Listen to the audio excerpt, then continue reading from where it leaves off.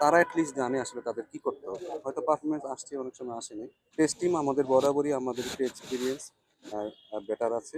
এই সামনের বছর আমাদের অনেক ওয়ানডে সিরিজ আছে, সেখান থেকে আমরা খুব তাড়াতাড়ি দ্রুত হয়তো ওই জায়গাগুলো মেকআপ করতে পারবো। তারা যত ভালো ডিসিশন নিবে, তারা যত ম্যাচিউর হবে, তাদের গেম সেন্স যত ভালো হবে, তত তারা ভালো অ্যাপ্লাই করতে পারে। এটা আমরা আসলে অনেক দিন ধরে চেষ্টা করতেছি, তারা যেন নিজেরাই লিডার হয়, নিজেরাই যেন রেসপন্সিবল হয়। আসলে তো ইমপ্রুভমেন্টের তো কোনো শেষ নেই। আর নর্মালি আপনারা অনেক সময় বলেন যে আমরা আসলে আমাদের স্কিলের ঘাটতি আছে, ওইটা করারও আসলে আমরা কোনো সময় পাই না। কারণ এত ইন্টারন্যাশনাল শিডিউল থাকে, ছেলেদের খেলা থাকে, তো ওগুলো ইমপ্রুভ করার আসলে আমরা সুযোগ পাই না। তো এরকম একটা যেহেতু সুযোগ পেয়েছি, যত আরেকটু বেটার যদি স্কিল হতে পারে, কারণ স্পেশালি আমরা টি-20তে আমাদের যেসব লাগবে, অনেক সময় হয়তো আমরা ভালো শট খেলে কিন্তু হয়তো ওগুলো হাতে চলে যায়। কীভাবে গ্যাপে মারতে হয়, কীভাবে বল ইউজ করতে হয়, পেসটা ইউজ করতে হয়।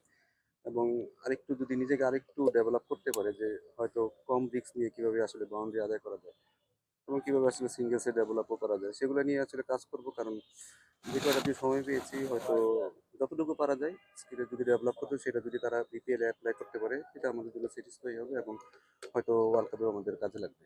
টি-20 আসলে আমাদের প্রোগ্রেসটা আমরা যেভাবে করতে চেয়েছি হয়তো মোটামুটি কাছাকাছি পৌঁছেছি, বাট একেবারে বলবো না যে আমরা অনেক সাফল্য পেয়েছি।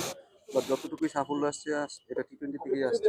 কারণ আমরা এটা রেগুলার সিরিজ খেলেছি একটার পর একটা, এবং একটা প্ল্যান অনুযায়ী আমরা এগিয়েছি। ওয়ার্ল্ড কাপের প্ল্যান করে আমরা এগিয়েছি। এখনো হয়তো ইমপ্রুভমেন্টের আরো কিছু জায়গা আছে, বাট আমাদের যতগুলো সিরিজ ছিল এখান থেকে হয়তো কিছু রেজাল্ট আসছে। ব্যাটসম্যানরা তাদের রোল অনুযায়ী খেলতে পেরেছে। অনেক সময় হয়তো অনেক ব্যাটসম্যান তার রোল অনুযায়ী পারফর্ম করেনি, বাট তারা অ্যাটলিস্ট জানে আসলে তাদের কি করতে হবে। হয়তো পারফরমেন্স আসছে, অনেক সময় আসেনি, বাট তাদের রোলটা তারা বুঝতে পেরেছে যে তাদের রোলটা কি, এবং তারা এখন নেক্সট 2টা মাসে যদি তারা সেই জায়গায় কাজ করে, তাহলে আমার মনে হয় যে টি-20 টিমটা একটা ভালো অবস্থায় থাকবে। টেস্ট টিম আমাদের বরাবরই আমাদের একটু এক্সপিরিয়েন্স বেটার আছে, এবং এটাও একটা ভালো অবস্থায় আছে। আমি মনে করি যে এটারও আমরা দিনকে দিন আমরা ইমপ্রুভমেন্ট করতেছি, কম বেশি রেজাল্ট আসতেছে।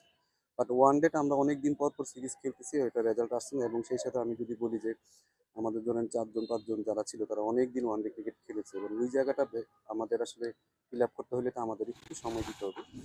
এবং ওই জায়গাটা যখন ছেলের একটু এক্সপিরিয়েন্স হয়ে যাবে, তখন মনে হয় আমরা ওয়ানডে তো ভালো হবে। এবং সিরিজ যদি, কারণ এই সামনের বছর আমাদের অনেক ওয়ানডে সিরিজ আছে, সেখান থেকে আমরা খুব তাড়াতাড়ি দ্রুত হয়তো ওই জায়গাগুলো মেকআপ করতে পারবো।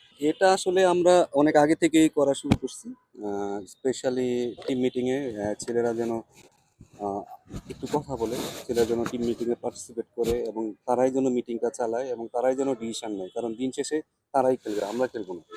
তারা যত ভালো ডিসিশন নিবে, তারা যত ম্যাচিউর হবে, তাদের গেম সেন্স যত ভালো হবে, তত তারা ভালো অ্যাপ্লাই করতে পারে।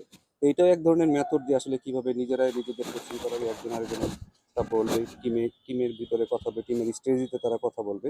এটা আমরা আসলে অনেক দিন ধরে চেষ্টা করতেছি, তারা যেন নিজেরাই লিডার হয়, নিজেরাই যেন রেসপন্সিবল হয়, এবং তারা যেন নিজেদের কাজটা নিজেরাই করতে পারে। কারণ সবসময় কোচ আপনাকে খেলে দিবে না, এবং তারা যদি তাদের নিজেদের বেস্ট কোচ হয়, তখন আমার মনে হয় যে তারা আরো বেটার ক্রিকেট। তারাই আসলে টিম মিটিংটা পরিচালনা করে, এবং তারা জানে এই লেভেলে আসলে কি করতে হয়। তারা অনেক দিন ধরে খেলছে, এবং তাদের সাথে যারা আছে তাদেরকে কিন্তু তারাই গাইড করে। সো এটাই হচ্ছে আসলে একটা ভালো টিমের লক্ষণ, যে আসলে একটা প্লেয়ারকে আরেকটা প্লেয়ারকে সামনের দিকে আগানোর জন্য চেষ্টা করতেছি। ওই কালচারটা আমরা বিল্ড করার চেষ্টা করতেছি।